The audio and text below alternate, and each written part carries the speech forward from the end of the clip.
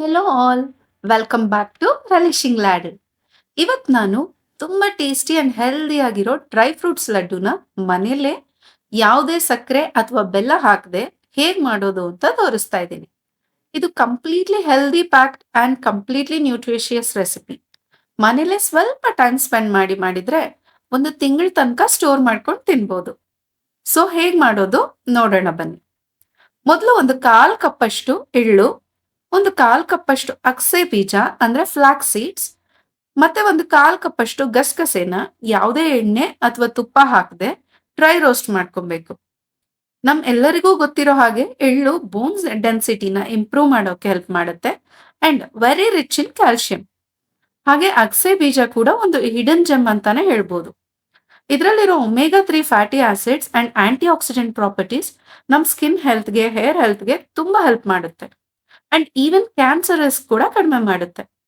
ಈಗ ರೋಸ್ಟ್ ಆಗಿರೋ ಸೀಡ್ಸ್ ನ ಒಂದು ಬೌಲ್ ಹಾಕೊಂಡು ನೆಕ್ಸ್ಟ್ ಒಂದು 2 ಟೇಬಲ್ ಸ್ಪೂನ್ ಅಷ್ಟು ತುಪ್ಪ ಹಾಕಿ ಅದಕ್ಕೆ ಒಂದು 150 ಗ್ರಾಮ್ ಅಷ್ಟು ಅಂದ್ರೆ 1 ಕಪ್ ಅಷ್ಟು ಅಂಟು ಅಂದ್ರೆ ಗೋಂದ್ ಹಾಕೊಂಡು ಫ್ರೈ ಮಾಡ್ಕೋಬೇಕು. ಇದು ಎಲ್ಲಾ ಸ್ಟೋರ್ಸ್ ಅಲ್ಲೂ ಈಸಿಯಾಗಿ ಸಿಗತ್ತೆ.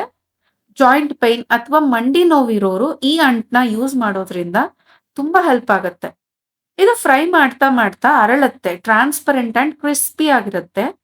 ಇದನ್ನ ಕ್ರಶ್ ಮಾಡಿ ಕೂಡ ಯೂಸ್ ಮಾಡ್ಬೋದು, ಆದ್ರೆ ನಾನಿಲ್ಲಿ ಹೋಲಾಗೆ ಯೂಸ್ ಮಾಡ್ತಾ ಇದ್ದೀನಿ. ಬಿಕಾಸ್ ನನ್ನ ಮಕ್ಕಳಿಗೆ ತಿನ್ನೋವಾಗ ಕ್ರಂಚಿಯಾಗಿ ಸಿಕ್ಕಿದ್ರೆ ತುಂಬಾ ಇಷ್ಟ. ಸೊ ನಾನು ಹಾಗೆ ಹಾಕೋತಾ ಇದ್ದೀನಿ. ನೀವು ಬೇಕಿದ್ರೆ ಕ್ರಶ್ ಮಾಡಿ ಯೂಸ್ ಮಾಡ್ಬೋದು. ಈಗ 1 ಕಪ್ ಅಷ್ಟು ಸಣ್ಣದಾಗಿ ಹೆಚ್ಕೊಂಡಿರೋ ಬಾದಾಮಿ ಹಾಕೊಂಡು ಒಂದು ಸ್ವಲ್ಪ ಫ್ರೈ ಮಾಡ್ಕೊಳ್ಳಿ. ಅಂದ್ರೆ ಒಂದು 30 ಸೆಕೆಂಡ್ಸ್ ಫ್ರೈ ಮಾಡ್ಕೊಳ್ಳಿ. ಆಮೇಲೆ ಇದಕ್ಕೆ 1 ಕಪ್ ಅಷ್ಟು ಪಿಸ್ತಾ, 1 ಕಪ್ ಅಷ್ಟು ಗೋಡಂಬಿ ಮತ್ತೆ 1 ಕಪ್ ಅಷ್ಟು ವಾಲ್ನಟ್ ನ ಸಣ್ಣದಾಗಿ ಹೆಚ್ಕೊಂಡು ಹಾಕೊಂಡಿದೀನಿ. ಬೇಕಿದ್ರೆ ಮಿಕ್ಸಿಗೆ ಹಾಕೊಂಡು ಎಲ್ಲ ಪಲ್ಸ್ ಬ್ಲೆಂಡ್ ಮಾಡ್ಕೋಬಹುದು. ಅದೇ ಕೆಳಗಡೆ ಸ್ವಲ್ಪ ಪೌಡರ್ ತರ ಸಿಗುತ್ತೆ, ಅದನ್ನ ರೋಸ್ಟ್ ಮಾಡುವಾಗ ಅದು ಸ್ವಲ್ಪ ಸೀದೋಗುತ್ತೆ. ಸೊ ಪೌಡರ್ ತರ ಹಾಕೋಬಾರ್ದು, ಸಣ್ಣದಾಗಿ ಹೆಚ್ಕೊಂಡ್ರೆ ಚೆನ್ನಾಗಿರುತ್ತೆ. ಇದು ಸ್ವಲ್ಪ ಕ್ರಂಚಿ ಆಗೋ ತನಕ ರೋಸ್ಟ್ ಮಾಡ್ಕೊಂಡು ತುಪ್ಪದಲ್ಲಿ ಆಮೇಲೆ ತೆಗೆದಿಟ್ಕೋಬೇಕು. ನೆಕ್ಸ್ಟ್ ಇದಕ್ಕೆ 1 ಟೇಬಲ್ ಸ್ಪೂನ್ ಅಷ್ಟು ತುಪ್ಪ ಹಾಕಿ ಅದಕ್ಕೆ 1/4 ಕಪ್ ಅಷ್ಟು ಪಂಪ್ಕಿನ್ ಸೀಡ್ಸ್ ಮತ್ತೆ ಸನ್ಫ್ಲವರ್ ಸೀಡ್ಸ್ ನ ಹಾಕೊಂಡು ಅರೌಂಡ್ 1 ಮಿನಿಟ್ ಲೋ ಫ್ಲೇಮ್ ಅಲ್ಲೇ ರೋಸ್ಟ್ ಮಾಡ್ಬೇಕಾಗುತ್ತೆ.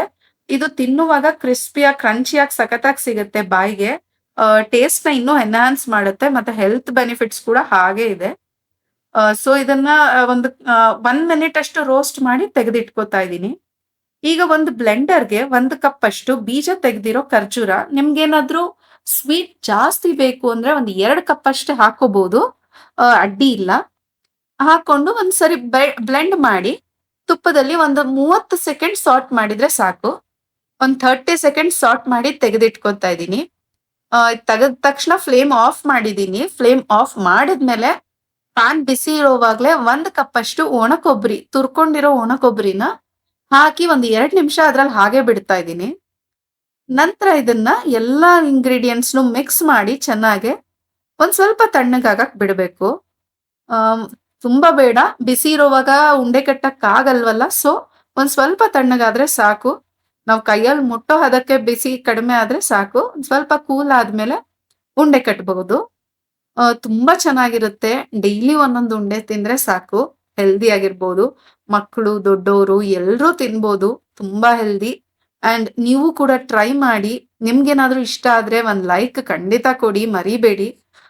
ಇನ್ನೂ ನನ್ನ ಚಾನೆಲ್ನ ಸಬ್ಸ್ಕ್ರೈಬ್ ಮಾಡಿಲ್ಲ ಅಂದ್ರೆ ಸಬ್ಸ್ಕ್ರೈಬ್ ಮಾಡಿ ಅಂಡ್ ಬೆಲ್ ಐಕಾನ್ನ ಕ್ಲಿಕ್ ಮಾಡಿ. ನಿಮ್ ಫ್ರೆಂಡ್ಸ್ ಅಂಡ್ ಫ್ಯಾಮಿಲೀಸ್ಗೆ ಶೇರ್ ಮಾಡಿ, ಸಪೋರ್ಟ್ ಮಾಡಿ. And thanks for watching.